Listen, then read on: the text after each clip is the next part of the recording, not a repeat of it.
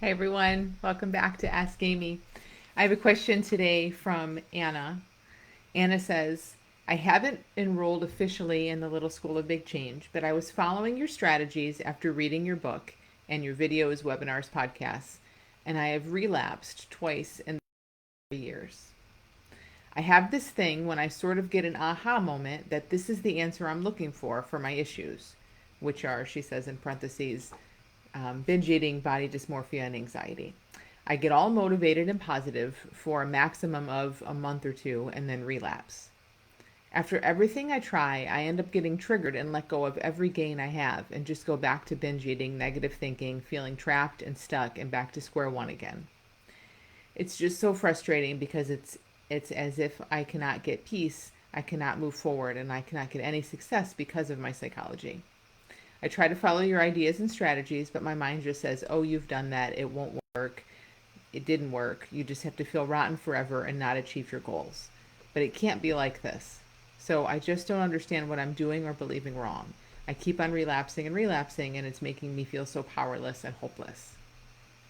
So, Anna, I'm so glad you're asking. I'm so glad, that when you kind of keep falling into something over and over again, um, you're trying something new now. Even just by reaching out and asking this question, you're seeing like, wow, something is not how it can be. Something's not quite there. So what is it? And I hear a lot in your question that I want to show you to kind of point you toward what I think it probably is. So you talk about kind of following these strategies, right? Um, and you're doing it on your own, which is okay. It's not the same, of course, as being kind of supported with someone there to see when you're falling into these pitfalls. But hey, if the best way you can do it is to read the books and listen to the podcast and watch the videos and do it on your own, then that's the way you can do it, right? But but the thing is, when you talk about kind of following these strategies, there's really no strategy. And I just say that because when our mind will always listen for a strategy because our mind is a machine that wants to do stuff. It has nothing to do with you, Anna. It's everyone's mind does this. A mind, it's like as if your mind was a hammer. It's going to scan the world looking for a nail because I'm a hammer and I have something I can do. I want to beat those nails down. So I'm going to look for nails everywhere I go. That's how our mind is. It's a machine that solves problems, so it's always looking for problems and it's always looking for what's the strategy, what do I do, how do I change or fix this. So again, that's not you, Anna. It's just because you have a brain and your brain is always looking for a strategy. And it's very easy when we're just taking this in on our own. So again, reading the books, listening to stuff on your own, for your mind to say, oh, there's a strategy here. Here's what it is. Next time I have a thought about binge eating, I'm just going to ignore it. And our mind just wants to spin everything into a strategy. But but that's not really what's being said. So 100%, and I know this can feel very annoying, but there is no strategy to this. When we really immerse in this and when people really find a lot of freedom and see it in a very deep way, it has nothing at all to do with the strategy. It has to do with immersing and seeing it in a very deep way. So I just want to give you that. I mean, that's probably the biggest thing, honestly. If you can hear what I share and notice your mind want to turn it into a strategy, but no, it's not about a strategy. I don't need to find a way to apply this or something to do. Let me get curious about what she's saying. Like how do I work? What is this thing I'm calling body dysmorphia or anxiety? What is a feeling? What is what you might call an urge? What's going on? What am I feeling that I'm afraid of that leads me to binge eat? Like those are the kind of ways to look at this rather than what's my strategy to fix it. It's a totally completely different place to look. It's like 180 degrees different, Anna. so so looking in that direction of just how do I work and what is this really and what's going on here, it's going to start to point your mind away from all the strategizing and what do I do, and already that's going to help enormously. The whole thing about relapsing is so interesting because I, I mean, I know what you mean when you say that. Obviously, everyone knows what a relapse means to the average person.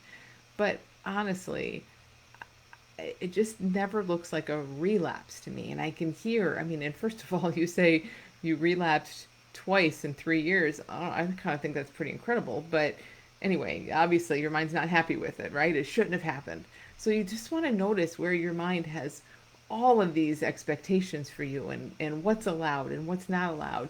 And this whole thing about relapsing, see, the term relapse or thinking about it as a relapse, it doesn't even make sense when we're seeing things in an inside out deep way. The concept of relapse makes absolutely no sense. When we immerse in this and we're not looking for a strategy, we're just curious about how we work and what's really going on, you see this seamless flow of experience. When we're, see it, like all things can show up in that. So that's the way that you come to see it when you kind of look in this direction. Now let me back up because I think this will be easier to explain, easier to understand. That when you're staring at behavior, when you're saying my anxiety should go away, my binge eating should go away, my body dysmorphia thoughts should go away, and we're looking at behavior, relapse is absolutely a thing. But it's only a thing when we're looking at behavior. Does that make sense? So if you're tracking how you're doing and compared to how you should be doing, or how your friends doing, or how you want to be doing, 100% relapse is a real thing. It looks and feels like a real thing. But again, see why. Only because your mind said this behavior should not be happening. And then that behavior happens and your mind says, "Oh, you're a relapse. You're very bad and you're proof that I'm never going to be free." But that's all thought. Honestly, there is nothing true in that, and it will hold you back, and it is holding you back. There is nothing in that. You really want to see this in a very different way.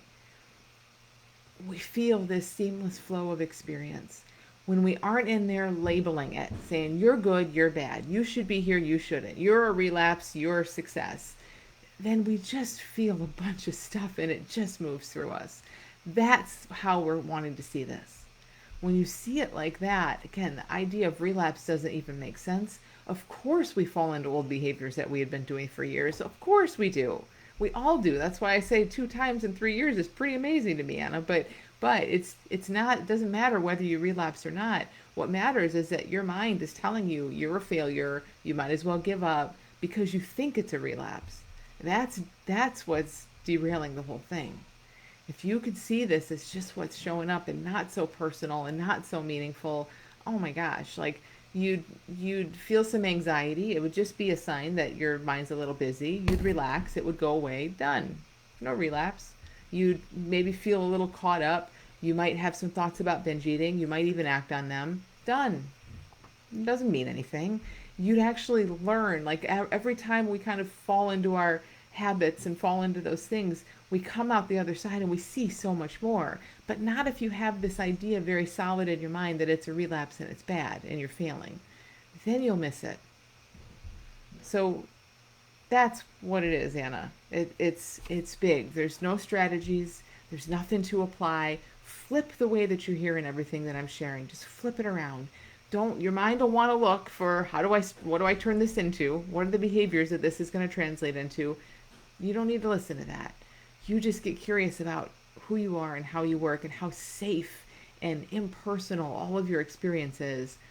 And things change in amazing ways when you have that stance. This whole concept of relapse doesn't even make sense. So I hope that's helpful. Thank you so much for sending your question, and please keep listening from this new way. What you've seen so far is great. I'm sure it's been helpful in some ways, but this is where it can help to send me questions or get a little guidance along the way to kind of, come at it from a different angle, because it makes all the difference in the world. So thanks for sending your question. Thanks everyone for listening, and I'll see you back here next Monday. Have a great week.